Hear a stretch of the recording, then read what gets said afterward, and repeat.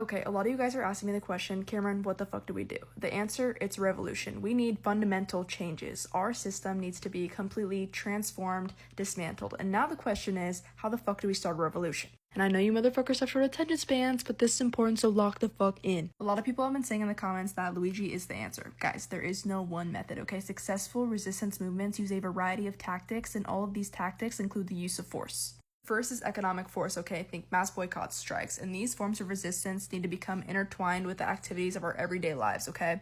Think about the shift from tea to coffee in America after the Boston Tea Party, okay? We in America are a coffee-based society, and that's for a reason. The second is political force, which is civil disobedience, and the third is physical force, where people put their bodies on the line. They physically impede bad things from happening with their literal bodies. Like I said in my last video, we've marched, we've called our representatives, those tactics aren't working. We need to switch our tactics. And there's a great quote by Nelson Mandela where he says, "The oppressor determines what tactics must be used to dislodge them." In this book, the author lays out two forms of action to take that forces the oppressor's hand. There's acts of commission, things you do, and acts of omission, things you don't do. Don't go to work, don't pay your taxes, don't buy certain shit.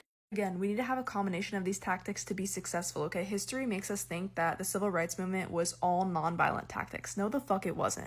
The civil rights struggle used literally everything on that taxonomy, from protests to sit-ins to armed self-defense. Okay, look up the Deacons for Defense. The group that I just mentioned was a black self-defense group, and they were often armed, and they would protect activists who were performing in non-violent forms of protest from being killed or beaten by the police and the KKK. Okay, now for specific tactics. When I said make their pockets hurt in that last video, I didn't just mean boycotting, guys, okay? I meant not paying taxes. Specifically, if we could get the majority of the population in California and New York to stop paying taxes, do you know how much of an impact that would have? And I want to reiterate how important it is that these things need to be planned with a lot of detail, okay? For example, if I live in California, then I want to make sure that my neighbors, they're not paying taxes too. I don't want to be the only one that's not paying taxes, right? And so it would come down to like signing a contract with your neighborhood or your neighbors and being like, okay, you're not paying taxes, I'm not paying taxes, sign. Okay, and then for mass organization, I was thinking like if we could get a bunch of celebrities on board and use their social medias to post the next steps of what's going to happen, then I think that would be the most effective. It'd be the best way to reach people, and because celebrities have such big platforms on things like Instagram, which yes, I know is owned by Meta, Meta's not going to, well, hopefully not going to censor celebrities because celebrities make them a large amount of money, right? And if Meta does censor these celebrities, then y'all should be pissed. You should be livid, okay? Then that should like really create a spark. Another thing to remember too is that celebrities are also going through this, okay? Think about Miley Cyrus, that one dad actor from Atypical, like all your favorite celebrities, like they're pissed too, and they can't do anything despite the fact that yes, they do have money and they do have some amount of power, but they don't have enough power to change the government and change what's going on. Which is why that makes me think that they would be willing to use their platforms to post the next steps for a revolution. And guys, like what I'm saying, like I'm just spitballing ideas that I've had from this book that I'm reading. Feel free to leave comments about what you guys think. And lastly, when I said make their pockets hurt, I also meant the tactic of sabotage. And before you say, Cameron, that's too radical, bear with me for a second. There was this group of forest defenders in the valley called Idaho in Canada, and they had set up peaceful camps to monitor and publicize the actions of this logging company. Let's just say the logging company did not like that, and so what did they do? They sent a mob of 100 loggers to this peaceful camp, and they burnt it to the ground.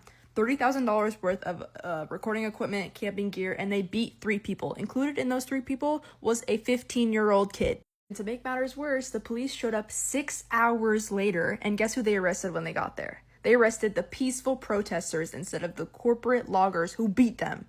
I want it to be noted that these activists had tried lobbying, they had tried writing letter campaigns, and they did not work. And then the activists like switched up their tactics, okay? So then they created a blockade where they had a truck connected to tree sitters on a platform, and basically they had a sign saying that if the police or the loggers tamper with the rope, then the tree sitters on those platforms will fall to their deaths. The blockaders, they hold for more than a week, but then the RCMP, which is the Royal Canadian Mounted Police, severs the ropes without any warning. Luckily, the tree sitters had safety lines, so they were able to save themselves, but the point is the police were willing to sever the line and literally kill those people. Fast forward, then these activists start actively sabotaging this tree company's equipment, and that is finally what makes it work, because they had a rising cost of lawyers, ruined equipment. The boycotts and the security were costing them more than the value was actually worth. And that's why I said sabotage isn't necessarily radical, because think about the actions of this logging corporation and the police. They literally severed the lines knowing that it would drop those tree sitters and kill them. And then the loggers also beat a group of peaceful activists in a camp, and they burned it to the ground.